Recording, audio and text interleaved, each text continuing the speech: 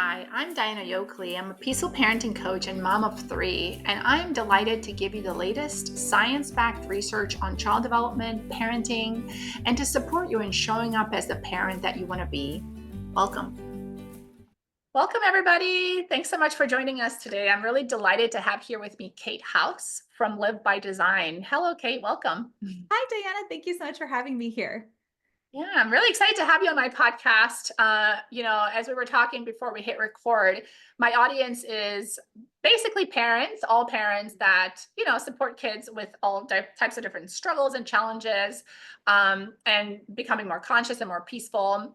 And what I'd love for us to dive in today that would be really supportive for my parents is the piece about parental self-regulation, self-care, and how we can support ourselves in our own like weekly routines and living Mhm. by intention and living by design, like you talk about, so that life doesn't feel so chaotic. And Yeah. when can I, parents often ask me, like, when can I find time for me when my kid is always having Mhm. meltdowns, right? Like it always feels like kids take up always the priority.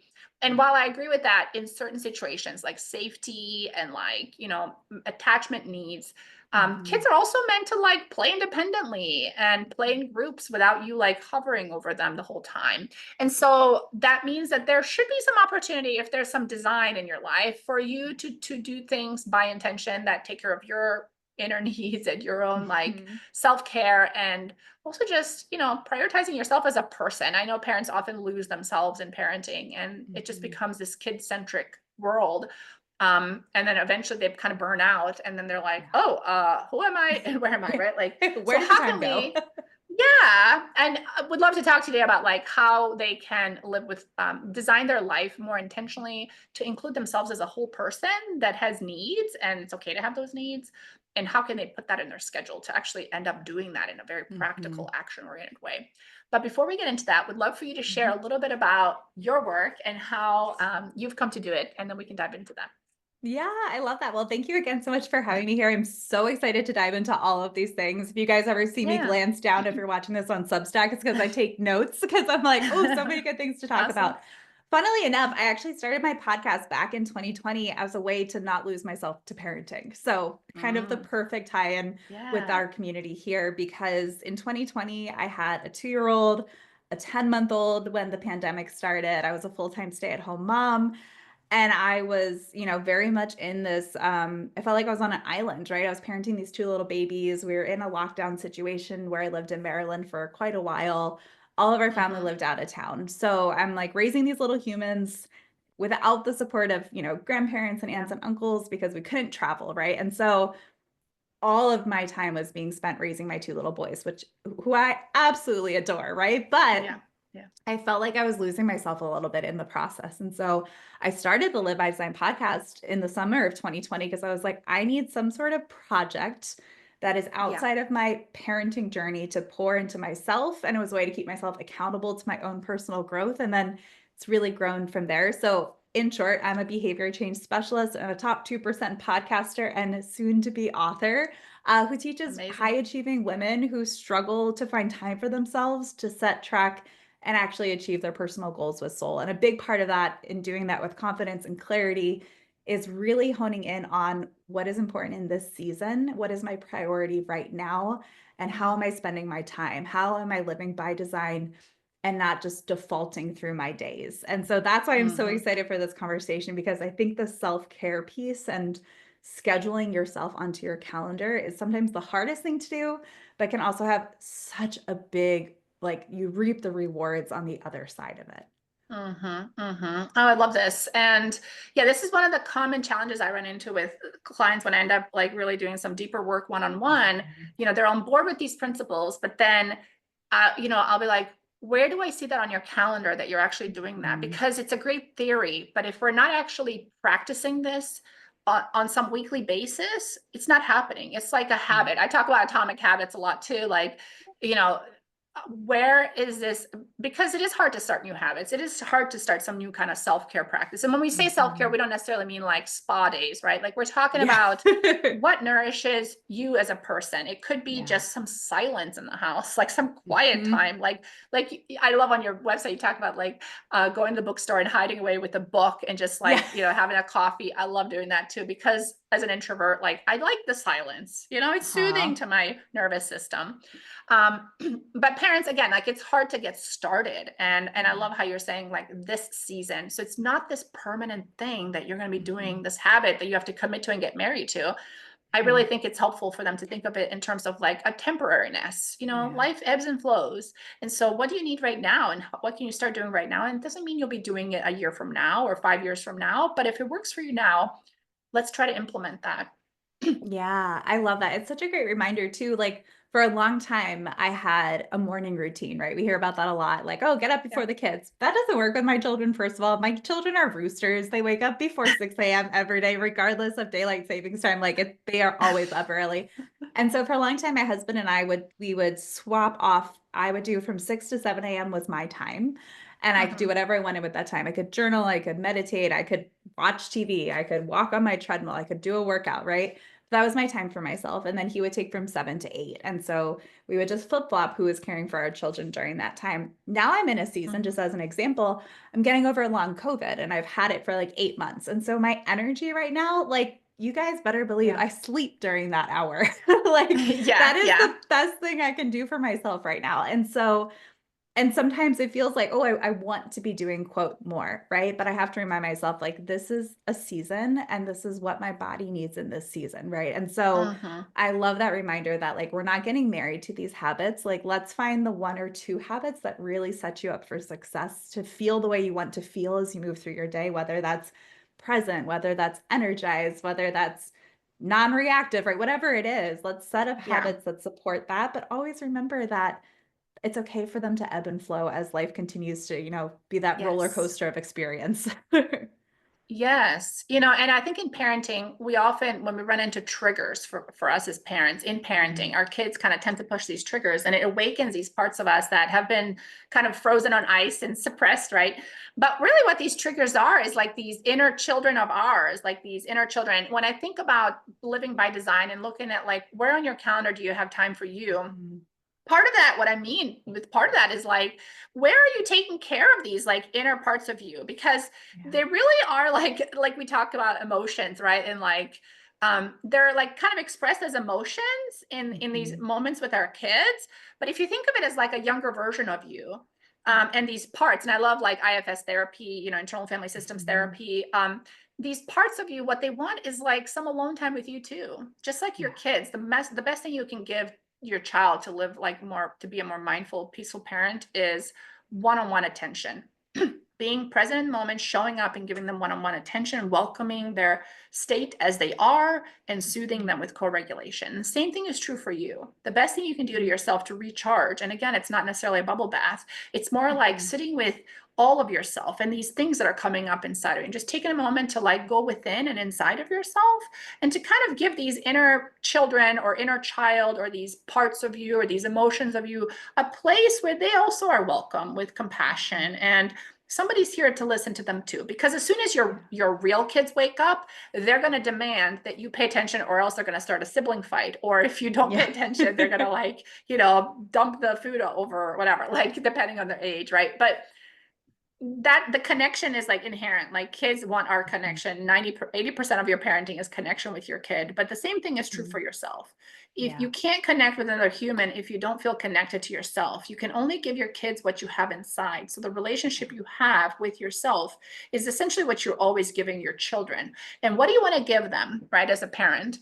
Yeah. Do you want to give them delight? Because if so, then you need to learn to delight in yourself, which is like a loaded question, right? But that's Yes. basically what needs to happen, because you can only give them what you have inside of you. Yeah. And so I was asked questions to parents like, what do you have inside? But again, back to your expertise, which is like, how can we make this like very Mhm. practical? What would you Yeah. say would be like some good places for parents to start? Maybe some parents that feel Mm. completely overwhelmed and they don't know where to start. They know they need to be doing these like special time with the kids and self-care and like meditation, exercise. Well, where is this going to fit Mhm. in their schedule? How are they supposed to start this? Oh, I love this. So I would say it's two things. The first is let's start super small. So small that you're like, that doesn't even, it does not even do anything, Register. right? Yeah. Like, yeah, but The atomic habit. exactly. Like we want to start with the lowest barrier to entry. So I don't Yeah. want you to be like, you know what, my self-care is I'm gonna run. I haven't run in 10 years, but I'm gonna go train for a half marathon. So I need the shoes and the hydration pack and the treadmill. No, no, no, no. You're gonna put on whatever shoes are comfortable and let's go for a 10-minute walk, right? Like Yeah. Yeah. let's make this so simple that you can't not do it, right? And Yeah. so I always like to ask yourself, how is it that you want to feel and how can you meet that need? So do you want to feel more present? Okay, great. So maybe some sort of mindfulness activity. Maybe that's meditating. Maybe that's a moving meditation. If sitting and meditating, you're like, no, no, no, that's not for me. I get it. I was a yoga teacher for a long time and I had students who were like, Kate, I cannot sit and meditate, but I can move and meditate. I'm like, that's awesome. Uh-huh. Me, Love like, that. there's no one right way to practice mindfulness. You just have to Yeah. find the way Yeah. that works for you. Or I love journaling. I have friends who are like, they just hate it. And I'm like, that's fine. Yeah. Here's the prompt, voice memo yourself the response, right? Like Yeah. there's Yeah. so many ways that we can go about this, right? But I want you to think about how do you want to feel and what can help you feel that way, even if it's in a short amount of time, because these kinds of things, they compound over time. So sure, a 10-minute walk today, it's going to have a positive impact. But if you went for a 10-minute walk every single day, that's 70 minutes of vitamin D, of hearing the birds sing, of chatting with a neighbor and feeling that connection and sense of community, right? Like these things all accumulate. On the flip side, the second kind of piece of this, I think, is, and this can be so hard as parents, but it's about setting boundaries and looking at your time. So look at your Mm. calendar. And the way I like to ask this is let's make it very polarizing. Let's ask ourselves, is this thing an opportunity or is this thing an obligation?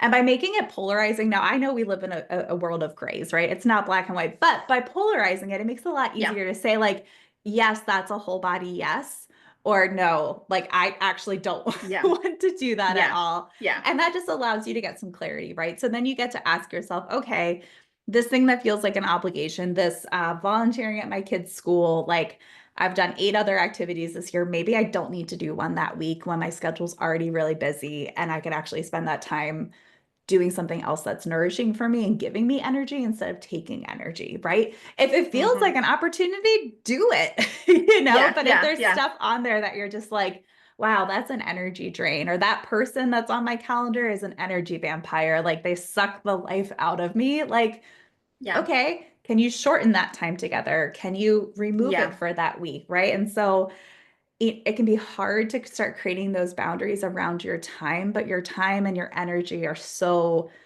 tied to one another and having that time to pour into yourself. I mean, there's that cliche of like you can't pour from an empty vessel, right? Right. But Right. it's true, right? Like It's if you true. can take some time for yourself, I am a much more present and patient parent when I have also taken time for myself, right? When I'm not reactive throughout my whole day, but I can do some things proactively. So this is just a Yeah. reframe into how can we proactively care for ourselves so that you can show up as the parent that you want to be, right? The playful parent, the present Hmm. parent, the joyful parent.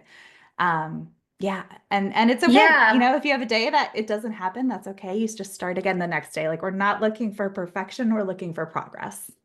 Yeah. No, I love that. And I think one of the hardest things that maybe gets parents they got hung up on is this boundaries thing. It's Mm, really hard to learn to set limits with yourself. It's hard yes. to learn to set limits with kids, but it's really hard to learn like kind, empathic, firm limits. Mhm. I hear Yes. that you want that. I get it. It is so hard. And it's a no. Yep. Like, or like putting Yep. your hand up in front of you and being like, no. Yep. This feels like, I think, somatically to many of us, because we weren't raised like this, where we weren't raised to set boundaries. It feels like Mhm. counterintuitive. It feels like wrong. It feels like we're not feminine, maybe as a woman, or like it's Mhm. too assertive. And I don't know, like if you have any thoughts on that, because even Yeah. with ourselves, I think we not only societally, like it's hard to set boundaries and limits. We have to learn this skill that we weren't necessarily Mhm. taught, but also it's an inside job. We have to learn to say no Mhm. to ourselves. Parts of us are like, do everything. You want Right. people to love you, don't you? Like a good person, a good mother would do this. You must. Like, what are you thinking? And so they want to commit to everything. And then another part, the Mhm. boundary setting, limit setting part needs to say, in order to preserve the entire system, we Mhm. must say no. We need to Yeah. like, we need to cut it off here. No more. Yep. Nobody else can fit. We're over Yeah. capacity. And how do we, yeah, how do you kind of help parent or individuals kind of get over that mindset? Yeah, I go really tactical on this and I call it a yes, no, yes sandwich because so many of us, like, we Uh-huh. know we want to say no, we feel it in our bodies, but we still say yes because we don't know how to say no. So a yes, Yeah. no, yes sandwich is like, thank you so much for thinking of me. The yes is thank you so much for thinking of me. I'm super grateful that you thought of me for this thing. What a kind consideration, whatever it is. Then the Yeah. no comes next. Unfortunately, at this time, I don't have the energetic capacity for that, or my schedule doesn't allow for this, or and just be Mm-hmm. truthful. You're human. You only have Yeah. so much Yeah. gas in the tank, right? And then end it with another positive yes. Like, but please feel free to reach out in the future. Should my schedule change, this is the kind of thing I'd love to be involved in, right? Because maybe it's not a no forever. Maybe it's just a no, not right now. Yeah. And Yeah. so, yes, no, yes. So positive, the bad news, the quote, bad news for them, but the good news for you. And then another yes to Yeah. end it. And then that just makes it feel good. I like to call it like a kind but empowered no. And that Yes. makes it very tactical, right? So you can say no in a loving way.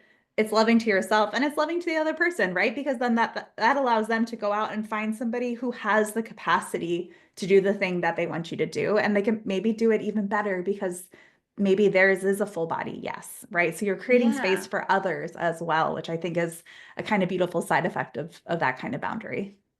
I love this. I love this because it really perfectly aligns with peaceful parenting's approach to setting limits. It's called empathic limits, which means like Mhm. the empathic part is the yes, and then Yep. the limit is the no. And then you can go into like coach, like with your child, you can go into coaching and say like, I get it. That sounds really fun. Yeah. Or like, I Mhm. see you. You really want to cuddle up on me today. Right now, you just feel like being all over me. I get it. Yes, it is so fun. I love you too.